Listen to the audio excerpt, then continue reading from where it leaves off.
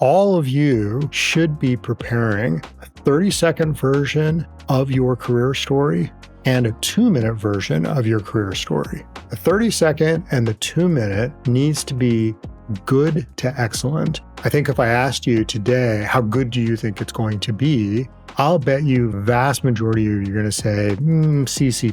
I don't love talking about myself. It's not something I practice. I want my words to not necessarily be the thing that people judge me by, but my accomplishments. I think that's insanely dangerous.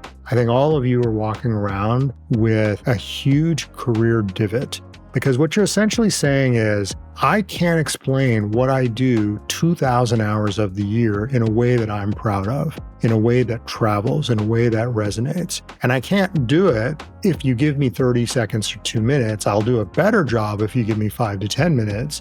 But the reality is most people aren't interested in giving you much time to understand you. And if you don't have that tight articulation, you're going to always struggle.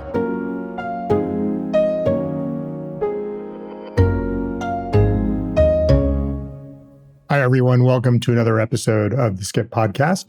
I'm your host, Nikhyl Singhal, and this episode is actually revisiting a prior discussion I had on storytelling. I think telling your career story is crucial. I've talked about this a number of times. I've talked about this in the framework around the importance of understanding what story you will be able to tell when you take your next job, the importance of being able to tell your story on your current job. Clearly, telling your story is important if you're in transition. And generally, if your story is not improving, it might be time to leave. And so a few months ago, I recorded an episode using an example that I made up around someone telling a generic story. And then I went back and looked at how to take it apart and make it a lot more compelling. Since then, I asked a bunch of people, hey, if this is helpful to you, given how important storytelling is, record your own stories, share them with me, and maybe we can workshop together. Several of you volunteered to workshop with me, and I appreciate all of the interest. I had about a dozen people that I work closely with and came away with a couple of big conclusions. One is that this is a very, very hard skill. Knowing what to cover, knowing what to skip, knowing when to say what, personalizing it for the person that you are talking with is an unusually difficult skill. I think that people tend to want their stories to be as profound as possible. And so they make them grandiose and abstract because by being big and abstract, it seems to carry more weight. But in reality, I think that actually is the opposite of the truth. I think that more abstract stories make people feel you're hand wavy. I think that people want to tell their story through what they built, which is great. But those details often get in the way of what you're mastering or what problem you're solving. And so that's actually more applicable to the listener because they're trying to figure out where you fit into their organization, or they're trying to figure out maybe how to tell the story that you're telling them to someone else. So oftentimes people were focused on the wrong things, which is the details or the abstraction, as opposed to what was compelling that would actually carry forward when they finished the discussion. Jargon came up a lot. Lack of understanding that the person that's on the other side may not have all the details, may not know your industry, may not know your company. And so the jargon got in the way of clarity. And then lastly, we saw a lot of folks would give detail about what the team did. But as I noted in the last episode, people also want to know what you did. And just like it's hard to talk about yourself, sometimes it feels a little egotistical to talk about your own contribution as opposed to the team's contribution. So between being too detailed, being too abstract, not necessarily being clear on you versus team, telling a story that was maybe too much jargon, a little bit too complicated, it ended up being the case that almost every one of the stories I looked at, after I finished, I asked myself, could I play back the key points? Could I tell that person's story to someone else? The answer was a vehement no. So as I'm listening to all of these stories, a second thought started to occur to me. I'm a big stickler on being able to tell your narrative. And then I asked myself, well, maybe I'm asking for a skill that is actually not that necessary. Maybe I'm being overly pedantic. Maybe because I like the marketing part of product, the ability to communicate things that travel, I was getting myself a little bit stuck and perhaps leading you and the audience kind of in the wrong direction. But then I thought, well, in product in particular, if you can't explain yourself, if you can't explain what you've done, how good of a product person are you really going to be in the mind or the eyes of someone who's considering you for another role or someone who's thinking that they want to work with you and partner with you, whether it's to join you on your team or partner with you at your company? Storytelling is kind of a core product skill. And so, in one way, I started thinking, boy, I think that if I can't demonstrate it on the product I should know best, me, I'm definitely going to struggle convincing them that I'm a great product person. This seems especially important as we think about how LinkedIn and resumes all seem to blur together. If you've ever been on the other side of the table, you find that you start reading all of these documents on people and they all sound pretty much the same. They all sound good. Sure, the companies may change, the experience may change, but you're always looking for things that stand out. And the way you tell your story is a big part of that. This especially is important if you're earlier in career, where you may not have as many brand names. I think that if you are perhaps later in career, you have lots of successes, you can point to it, people assume that no matter how you convey the information, you clearly have had some mastery. But if you're early and mid in career, you need to be in a position to be able to show how you uniquely can add value or what your unique contribution was and do it in a way that really resonates. And that is a huge separation between those that may be interesting to move on in a process and those that got stuck.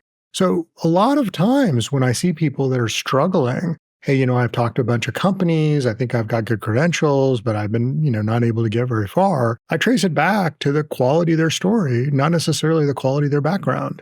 In fact, what really struck me was it's entirely possible that those that have this superpower of being able to tell their stories actually get much better jobs and in fact have much stronger careers than those with equal qualifications or perhaps even better qualifications, but that struggle with the ability to tell their narrative.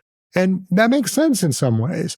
In the end of the day, there's a lot of qualified people out in the world, but if you can't explain that you have that qualification, it's easy to dismiss. And so it started to occur to me that, boy, this area that I'm harping on, this storytelling area, is like an essential skill, and that most people struggle with it, and the tools that are out there are actually quite weak. And so that's what leads us to today. We need to work on a way to make it easy for the listener to understand what you're saying and to communicate it to others. And the harder it is for them to relay your information, the less and less likely people will give you credit for the work you've already done or potentially see you as a fit for an environment that they're trying to find a fit for. So in some ways, the frustration that I had was that I recorded a framework episode a couple months back, as I said, to try to help people, really improve their storytelling. I did believe, and I do believe that this is a very critical skill. But after I got these sort of dozen or so workshop examples, I realized that the framework really wasn't resonating. In fact, using my own words, they were kind of a bit abstract myself. My frameworks were accurate, but they didn't really help people workshop things. They didn't really help people improve. In fact, the only way I was able to do that was take a video that you've recorded and then go through every 10 seconds and actually give feedback. And to make it less abstract, I actually have gotten permission to use some of the actual examples from people telling their story. In some cases, they're the actual person, and I really appreciate the fact that people were willing to let me use their name, likeness, their voices, their video as part of this episode. In some cases, they were open to it, but I had to regenerate their content and maybe change a few words just to protect their privacy. Both of them, I think, were very, very helpful. And so today you're going to hear half a dozen examples and then me going through some very specific improvements that I think will make your storytelling dramatically better. Okay, we're going to start with the most generic question that I can ask you. Give me an overview of your career. This is the first question I asked the folks that I was workshopping with. And I got somewhere between a 2 to 4 or 5 minute video, which was essentially the bird's eye view of their career. Now, I think the thing that I want us to work on in today's episode is how to nail that first 30 seconds. Because the start is, I think, the hardest part. The start is a part that convinces someone in a conversation that they should lean in, they should pay attention. And if it's weak, I think it's a huge turnoff. If you can't get through the first 30 seconds, it's really hard to engage someone in a longer conversation. All of you should be preparing a 30-second version of your career story and a 2-minute version of your career story. The 30-second and the 2-minute needs to be good to excellent. I think if I asked you today, how good do you think your story is? I'll bet you vast majority of you, you're going to say, C plus. I don't love talking about myself. It's not something I practice. I want my words to not necessarily be the thing that people judge me by, but my accomplishments. I think that's insanely dangerous. I think all of you are walking around with a huge career divot, because what you're essentially saying is, I can't explain what I do 2,000 hours of the year in a way that I'm proud of, in a way that travels, in a way that resonates. And I can't do it if you give me 30 seconds or 2 minutes. I'll do a better job if you give me 5 to 10 minutes. But the reality is most people aren't interested in giving you much time to understand you. And if you don't have that tight articulation, you're going to always struggle. Because ultimately, people want to be taught something very, very efficiently. Because if you can teach someone something new relatively quickly, then you know that you have ability, you have skill. And in product roles, it's a highly applicable thing because we're constantly working on things that are new and different. And in this case, if someone asks you, teach me about yourself, and you can't do so, how in the world do they think that you're going to be able to teach them about their product or teach the customer or teach the engineer? So this is why maybe I'm overblowing this point, but I'm like, pants on fire, we got to get good at this. And that's the area that we're really going to deep dive on this first 30 seconds. Okay, before we hear some of these examples and some of the improvements that we have made to them, I think I want you to keep a few specific things in mind. I think that the most common thing that people did when I was asking them to give them an overview of their career, their response was to walk me through job to job, a summary. It's essentially a compressed version of however long they've been working. Here's the first job that I had, then here's the second job that I had, and here's the third job that I had. By the way, I'm pretty sure about 80% of you would be like, well, yeah, duh, isn't that exactly how you want me to answer the question? But think about it maybe from a Hollywood lens for a moment. If you are interested in getting people to see your movie, and in this example, a movie is your career, you would probably want them to see a trailer, which is sort of a 2-minute version, 3-minute version of the movie, and a teaser, which is maybe the 15-second, 30-second version that you see before the movie comes out. Right? We see these all the time on television and before the movies. Now, think about how Hollywood constructs teasers and trailers. Teasers and trailers aren't actually constructed, let me give you a full summary of the movie in 30 seconds. In fact, it's kind of the opposite. It's like, let me give you just enough for you to be interested in learning more. In this case, maybe buying a ticket and going to the movie. When people start asking you like, well, hey, at the high level, I'd love to know a little bit more about you, love to get an overview of your career, give me a general sense of what you've done in the past. I mean, these are all effectively the same question. They're all like, could you play the trailer for your movie? Could you play the trailer for your career? That's kind of what they're asking. And you don't use loud noises and make up voices, although that would probably be quite memorable and would travel quite well. I think that the point I'm trying to make is I really want you to think through the highlights, the thing that are compelling, and try to engage that person to say, wow, that's very interesting. I can kind of understand what you're about ready to tell me. Then I'll know what to expect when I sit down and pay for the movie. I'll know what's coming, and I'll know what to not only look for, but I'll know where to dig, where to pay attention. In this example, maybe this is where the analogy breaks down, what questions I should be now asking because I'll have a good sense of the overview. But I've done it quick enough that I don't need to spend 5 to 10 minutes to be able to calibrate. I kind of get a sense of who you are, and I can see you different from the other people that I'm either talking to or the other people that I know.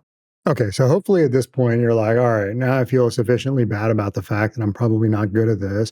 I'm sufficiently motivated by the fact that this is important, a little daunted by the fact that dude's worked with like a dozen people after his last episode, and all of them are really struggling. And maybe to make things even more depressing for you, like most of these are executives and leaders that I'm talking to. They're not people that are super early in career. You're like, all right, let me get this right. This is super important. I'm not going to be good at it. And even the good people really struggle. And yet you're telling me that this is maybe as important as what I actually do. So if you've tracked up until this point, yeah, you're tracking correctly. But there is hope, because I believe this is a skill that can be taught. I believe this skill can be taught through example, not through just pure framework. And that's why you're going to start hearing some examples that I'm going to start playing. And then we're going to come in and we're going to say, hey, here's some things that we could have changed and improved. And the good news is you're going to hear some of these improvements actually settle. They're going to hear examples of the person re-recording. And then my hope is when you start seeing the before, after, and some of these examples, you're like, I see what this guy's saying. I see what 30 seconds for me should sound like. I see what 2 minutes should sound like. This, by the way, is just scratching the surface. My expectation is I'll probably come back and do a version 2 of this where we'll go past the first introduction points. We'll go past the first few minutes. We'll actually get into more depth. But for today, my hope is that you come away super excited about recording and nailing your 30-second and your 2-minute. Okay, here is the first example I'm going to play you. And in fact, I'm just going to play the first 30 seconds of the response to this question, give me your career overview. So I started off my career as a software engineering trainee with Brilio, which operated in an onshore-offshore model where client services were in Europe and the development teams were based out of Bangalore. But once I started C# coding, I realized that quickly it wasn't quite for me, mainly because it was too slow for my pace, which made me look around and seek other roles within the company. That got me a hands-on opportunity to design database on a small initiative, which was very successful. And that led to bigger things, and eventually I stumbled into client relations. Okay, what did you hear?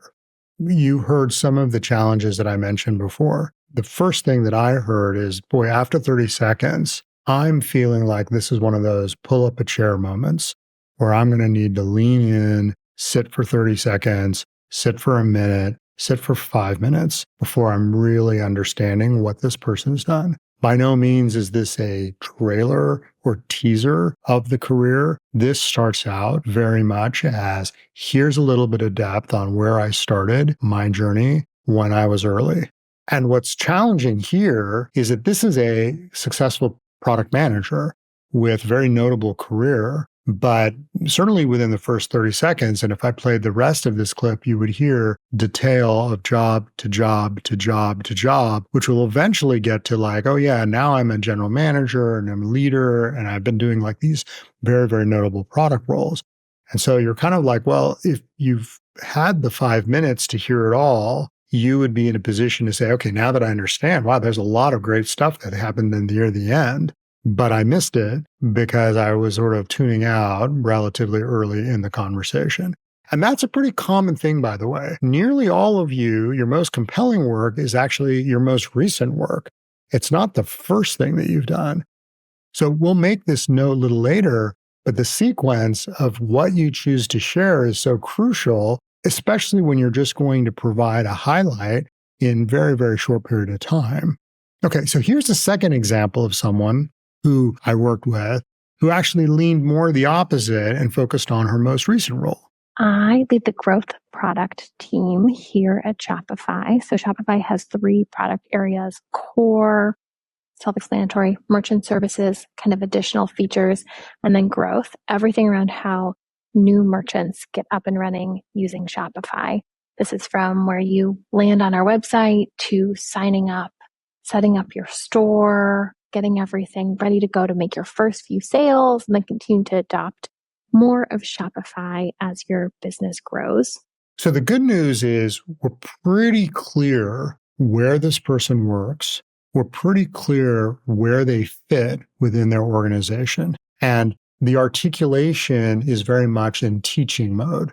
I immediately understand how that company is structured, and I'm going to have a better sense of where the work that now she's going to describe fits in and perhaps doesn't fit in. And of course, it's a very sizable company and it's a very notable area of ownership. And so I'm immediately intrigued by the weight of the role as opposed to perhaps her first or second role out of college, which will be very irrelevant in comparison to what she's now working on. The downside is it also is going to require a fair amount of investment for me to get the overview of the person's career in totality. Now, if the person's only had one job, maybe this makes perfect sense because it's a deep kind of thing that you should focus on. But in this case, there's 3 or 4 very notable experiences. And again, I'm 30 seconds in and I'm going to be, struggling to hear some of the other points unless I give the person 3, 4, 5 minutes. And so that's where this sort of, maybe a little too deep, but probably the right thing to go deep on at some point, but not necessarily the first 30-second trailer that I want to hear to make sure I'm grounded in what are all the professional achievements the individual has. Let's try a third one. I've spent the last decade and a half leading product teams and launching products in both larger organizations as well as startups, in enterprise as well as consumer space that scale user engagement and bring new products to life so that we can generate more revenue. Most recently at GoodRx, I am the single-threaded owner for all of consumer experience across all platforms with a cross-functional team of 90 to 100 members that are responsible for creating an end-to-end frictionless experience so that we can acquire new users as well as retain our existing customers. Okay, so there's a lot of things in this one. Really, I want you to take a second and think about what did you carry from that? And for me, there are sort of 2 things that we heard within the first 30 seconds. One was sort of a bird's eye view of what this person does from a product perspective. There a little bit of their broad themes around how things are organized. And you also heard a little bit of depth around the specific role that they are most recently in. So in some ways, we're heading in the right direction. We're essentially saying, like, this is my most compelling thing, and this is generally how things are going to fit together. The challenge that you might feel is that it was pretty abstract and there was a fair amount of jargon.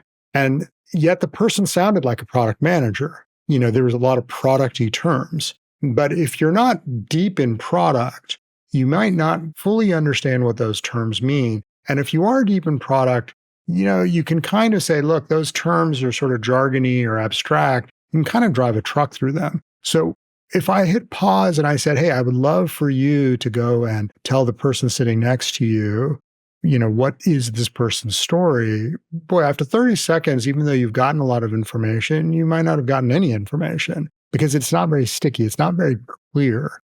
Compared to the last story we said, it was actually quite clear. I just don't know what the person did, nor do I have a general view. So hopefully you're starting to get a sense of, boy, this is pretty hard to dial in the correct altitude. Then to do so in the first 30 seconds, I mean, come on, that's like almost an impossible task. But don't give up. This can be done. We're going to work through it. It's just, I want you to recognize that the mistakes that you might be making today are pretty common to some pretty kick-ass product people that I'm working with that really still struggle with this same skill. What I'm now going to do is play you version 2 of the story you just heard. After workshopping back and forth and giving some comments, here is now how she talks about her first 30 seconds of career. I'm passionate about scaling products and building product teams.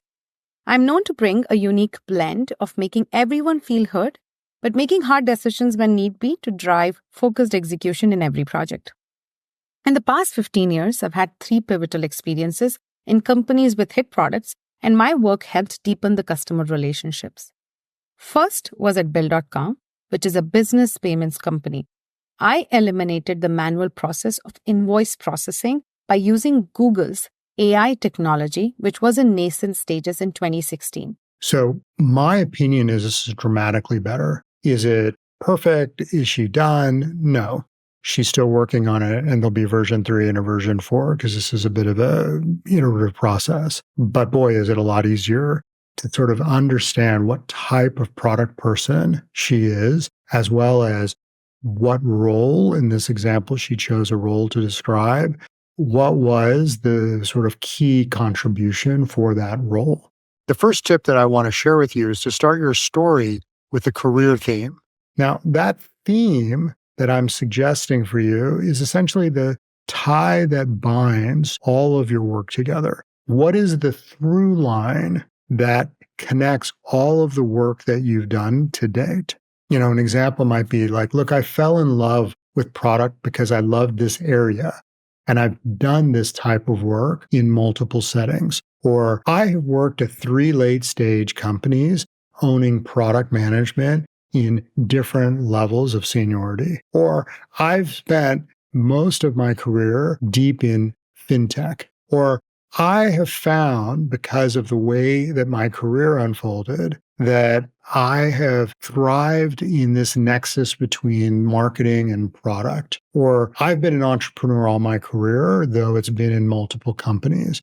Or my area of depth is a growth product person, is what we call it today. And I'll talk to you about where I've seen growth and maybe where I have struggled to sort of engage with growth. This theme is a relatively simple thing. It's like any kind of writing exercise or any kind of product requirement. Essentially is like, look, at the highest level, where does everything fit? When I hear that, it's just so much easier to anticipate what's coming. And in this example, we kind of know. We know that there's a ton of consumer meets product that's coming. And most likely, you're going to hear about that theme in each of the specific roles that are going to be shared. And so you're now giving the right to the person telling the story. If you're the listener, you're giving the right to sort of like, okay, you've gone through the first 30 seconds, keep going. I always feel that, you earn 30 seconds at a time, that every 30 seconds, if you may lose your audience. And so each 30 seconds has to be compelling. So the first few sentences needs to be this theme, is the point I'm trying to share with you. I think that that's especially important in the world of TikTok, where we've seen people move from long form to short form video. That's in many ways the same thing. And part of the reason I think this is important to harp on is that people actually won't remember the details. Today you're probably, when you just heard the story, you'll remember a bit about where this person orientation is when it comes to product roles, but you're probably not going to know the details on the company that she used. What you really want, and what all of us are preparing when you're listening to these stories, is like, well, what are the things that you're going to remember and tell others? Write down, perhaps. And the more that you tell people, here's how it connects, the more that that's what they're going to remember. Because you can assume they won't remember any specific detail unless it's terribly compelling in a product or an experience that they completely connect with. So that's why it's like less on the detailed roles, more on the connective tissue between the roles. So, this is kind of fun because I have all these examples. And again, I appreciate everyone that volunteered and shared them with me. They're essentially doing that to help all of you improve your stories. So in this next example, we're going to use a new example. We haven't shared this one before. This example is actually, I'm going to play the before, and then we're going to pause, we're going to play the after, and you're going to hear how the sort of career theme was introduced. So my background spans different roles in consumer growth and monetization. So I started out my career in brand marketing at an agency, helping tech clients like PayPal with their brand architecture and information architecture. I then quickly realized I wanted to move in-house versus, working in agency life. So I discovered product marketing and took on a role at LinkedIn, which had just IPO'd, and worked horizontally across several business lines, helping with things like content strategy, user research, campaign management, and optimization. So that's a little bit over 30 seconds. And, this example, it's pretty similar to our first one that I played for you, which is a deep dive into the first role where, again, this person has quite the remarkable career. And so it's clear that the best examples are well backloaded. So what we're looking for is this theme that ties them together. And we didn't hear that in the first example here. This is the second version. This is the version 2 after we kind of worked on this theme. My career has spanned roles across consumer growth and monetization, initially as a product marketer and then in product management. I'll share a few highlights from my time at LinkedIn, Credit Karma, and Headspace. So I started my career as a marketer at LinkedIn, co-owning P&L for the Job Seeker Premium subscription, growing it from 30 million to 100 million in a few years. Now, this was a time when LinkedIn was starting to focus on monetizing the free user base and diversify revenue streams beyond the flagship recruiter product. Couple of immediate things. One is a really nice, clear theme that we hear that ties things together. But then more importantly, the role that's being described is also extremely clear. There's almost a teaching element and tone to the way that it's being described now. It's not like, well, let me tell you all the stuff that I did so you can put it in your notes. It's more like, well, here's what this company was perhaps asking me to do or that we needed to work on. And these are sort of the growth of it. It's a little high level. It's not entirely clear exactly what the person did yet. It's only first 30 seconds, but it's pretty darn clear that there is definitely a lot more coming and you're clear on where things fit. And the altitude is right. We've gotten this dialed in to not too much detail, but not so little detail that I'm not either interested in hearing more or unclear that I can't relay some of the core bits into the next conversation. The second tip that I want to highlight is around business jargon and really to just avoid it. So my assessment is people use these business jargon terms because they're trying to sound more important. They're trying to have the work feel more, let's call it weighty. I don't know if weighty is a word, but I'm going to make it into a word if it's not. It's more profound if I talk about, these broad product terms, business terms, MBA terms that people hopefully want to see on their bingo card when they're listening to your story. I think that the reality is most people don't know how they apply, and a lot of cultures try to avoid them in companies. So the more that you describe it, the more it almost sends the signal that, oh, this person's kind of formal and they're going to be a little bit structured in the way that they communicate and they've been practiced. And this is going to then sort of shields up for the other person that's listening. The person that can make it more conversational, talk like a normal human, is the one that kind of brings that down. And you start to immediately see that person in their environment or partnering with them, within their company. It just makes it a lot more approachable and accessible. But the thing that then I think you might fear is that if you don't use those terms, then your work may seem small. And if your work seems small, then you will lose from the other side.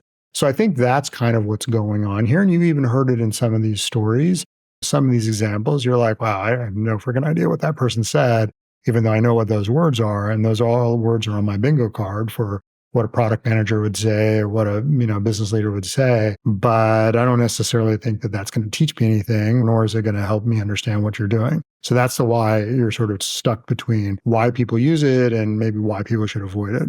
So there are other ways to add weight other than these noise words. One is to describe your superpowers. Think through, hey, if you have a superpower or an area of strength or perhaps an area of depth of experience, make sure that comes through. And so then as you're talking, you're able to reference that in all of these jobs and all of these responsibilities. And then people are like, oh yeah, I can see this as a strength area and I totally understand that area. And that's actually unique to you. So it's not this sort of generic business thing. Maybe you've got a couple of brand names, maybe a product that you've worked on that's a little bit recognized. Maybe it's an industry that's hot or that's recognized. Maybe obviously it's a company, or maybe it's a long tenure. It's something that is substantive. That's the weight that you want to bring to the table. Perhaps it's an accomplishment around a major feature milestone that perhaps the person doesn't know because they don't know the product, but perhaps it's notable enough that you can kind of drop that. But when you're seeking to add weight, you're trying to, as much as possible, find things that resonate, that is based on you, not these sort of cheap noise words that don't really add any value. Okay. So the main takeaway is to avoid business jargon. It could be to add weight in other ways, or it could be just like talk like a normal human. Either way, that's actually what we're trying to get to because it just makes the communication go faster. And maybe as an aside, I've been talking a lot about like make the story compelling, concise, make sure it travels well. But a lot of times, if you can get the person into a conversation where you're able to move quickly back and forth, they're saying something, you're responding very quickly. Speed of communication is oftentimes a huge factor to moving people along in process or just generally advocacy. I sometimes think about who are the people I can go fast with?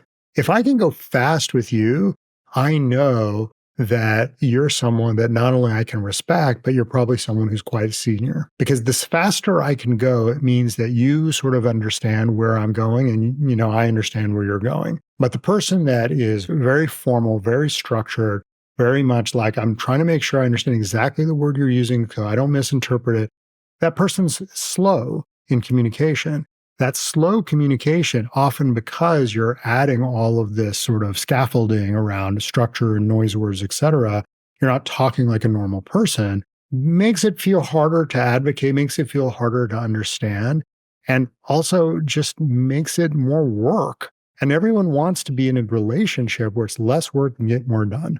And so that's the reason why I really want us to avoid business jargon and talk like a normal, simple to understand person, even if you're trying to convey substantive things.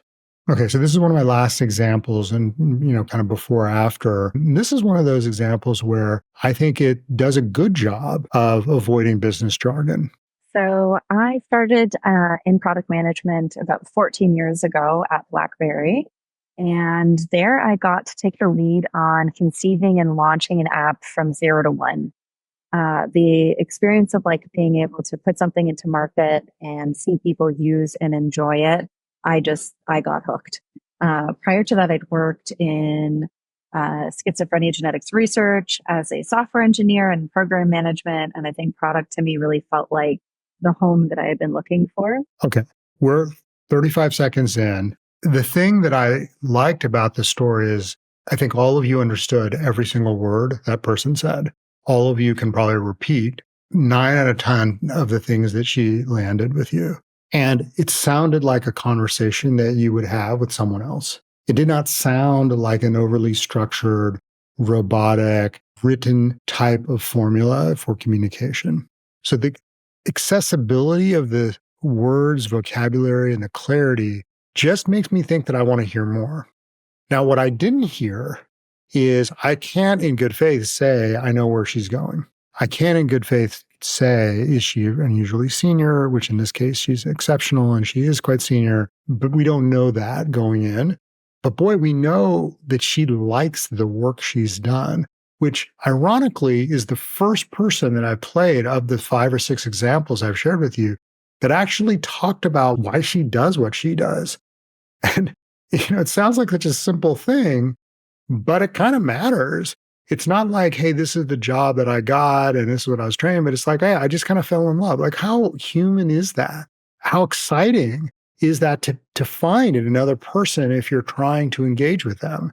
So that's the reason why I liked this. And this was version 1. Let me play for you version 2.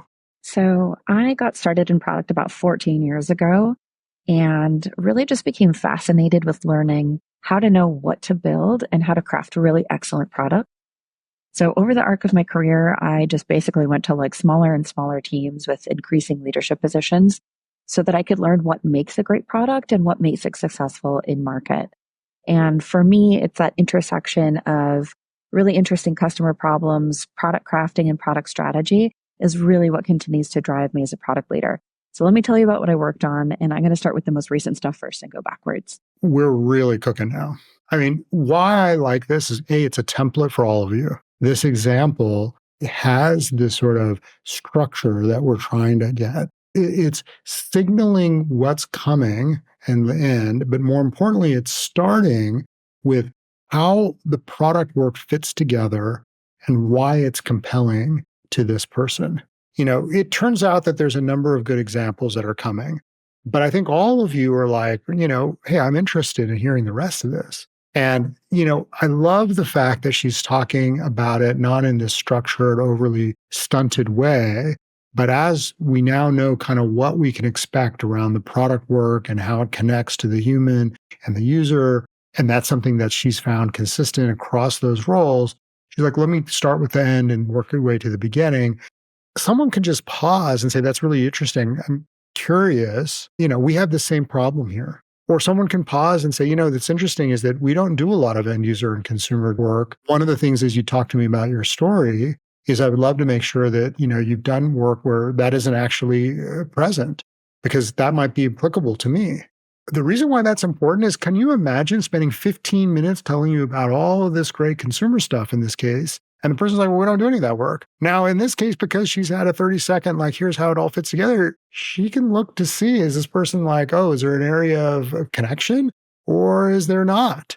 And, that's where this personalization comes in, to know, look, I've given you enough to now be able to signal what's coming, so that if you want me to adjust, you don't feel like you're interrupting, you have some foothold and you can kind of work through it. Okay. So this was one of my better examples. I mean, it started good and it got to better, but you can see the overview matching with a detailed description coming for each of these roles, but each of them have the same concept. Each role will be described in a relatively clear and footholdy kind of way. In fact, if you take that further a bit, that's kind of my third tip. It's a bit more advanced. And I can in good faith say that it's easy to do in the first 30 seconds. But generally speaking, what you really want to do is think through the conversations that you want to have with the person that you're telling your story with. So let's do this math. Prepare your greatest hits.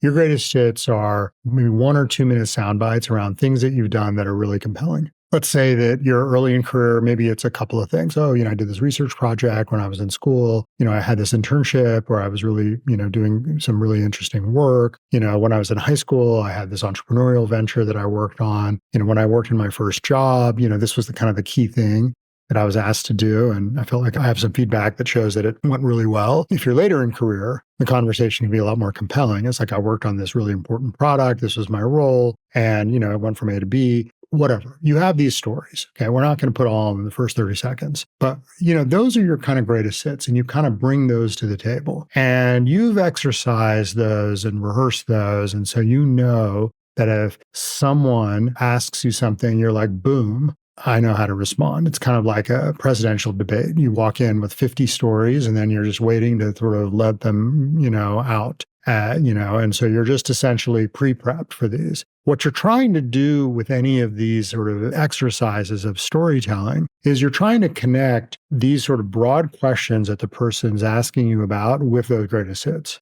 right? So in some ways, the art of telling this sort of career theme and not using jargon and talking like a normal human is to essentially seed those conversations. And so what's happening is you're essentially saying, well, here's the overview of my career. People are like, okay, I get what's coming. These are the areas of strength.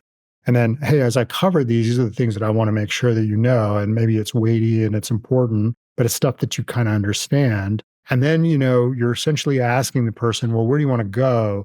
But then they have enough of a roadmap so they can say, well, tell me about that time that you were working in that growth environment.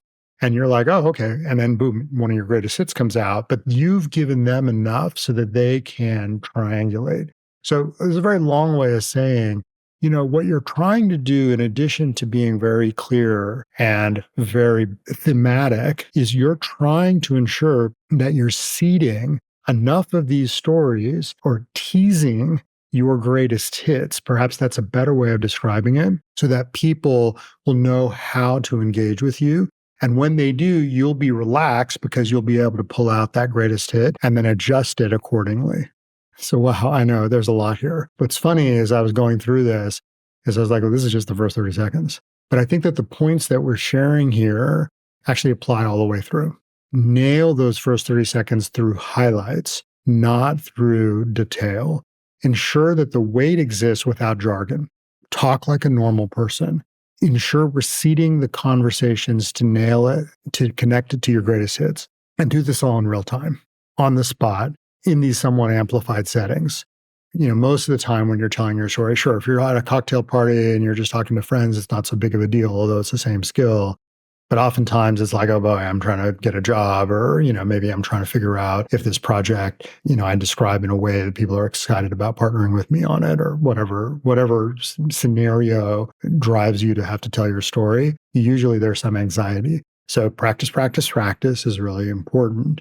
As I was going through this exercise, I also realized that it would be a bit remiss on my part not to share at least my own story, not because I think it's exceptionally good or bad.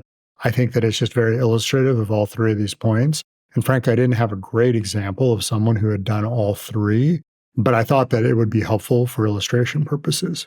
So my 30-second version that I tend to tell people is, my career is in two stages. The first dozen years was working in startups with three companies, which I founded. And then Act Two was as a product manager, where I worked at scale, Google and Meta, and at growth at Credit Karma. All of these companies, I've always been a hands-on entrepreneur, focused on product and driving products forward, either for the first time in the case of my startups, or expanding existing product line, which is what I did in my last dozen years.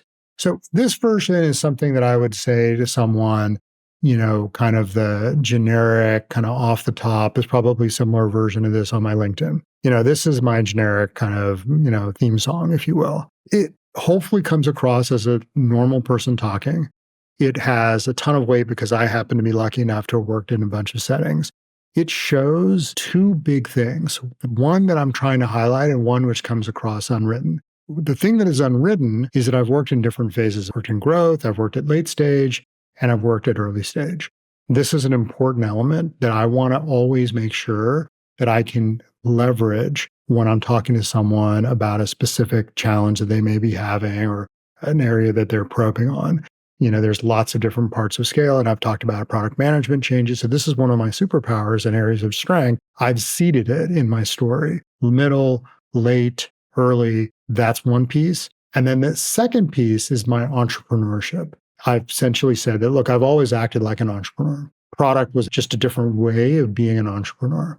So all of this was going through my mind when I constructed my story. And now I'm kind of expecting my conversations are going to be around, hey, how did you build this at this stage, right? And that's the conversation that I've prepared for. And so the seeds are there, and they're very connected to my strengths, and they're very connected to my background. Now, I recognize that a lot of you are not as old as I am. They haven't had as many opportunities to work in these companies. And the weight that I described was very much around the company names or being a founder. They weren't that personal. I talked very kind of sterilely.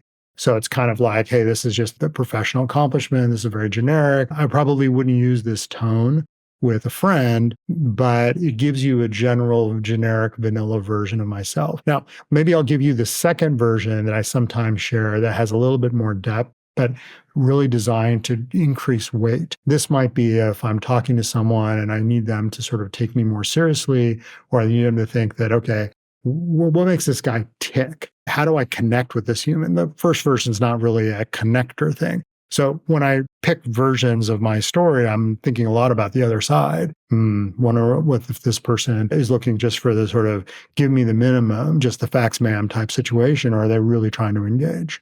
So this is the second version, is a little bit more deeper.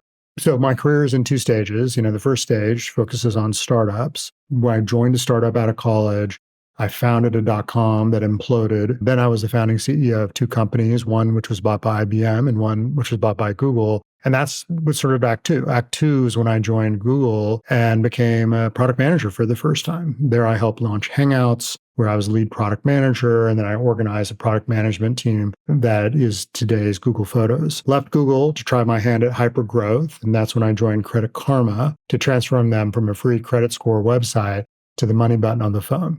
And, as the company transitioned to Intuit, I left and joined Meta to lead several of the core products at Facebook, including video and groups. In my heart, I'm an entrepreneur, but I learned you can be an entrepreneur at any stage of company, whether it's expanding a product line at Google, Meta, Credit Karma, or getting companies off the ground as I did in my startups. Okay, maybe 50 seconds, maybe a minute. You're hearing kind of like what makes me tick. You're hearing a lot of weight, a lot of brand names that I've been lucky to work on, a lot of products that people have known. I've worked on a bunch of very well-known distributed consumer products, which is a bit of an edge in these scenarios because most people know the consumer products. Many people don't know all the really successful enterprise products. So I'm leveraging that in my story. And then I'm just trying to give people a sense of like where it all goes.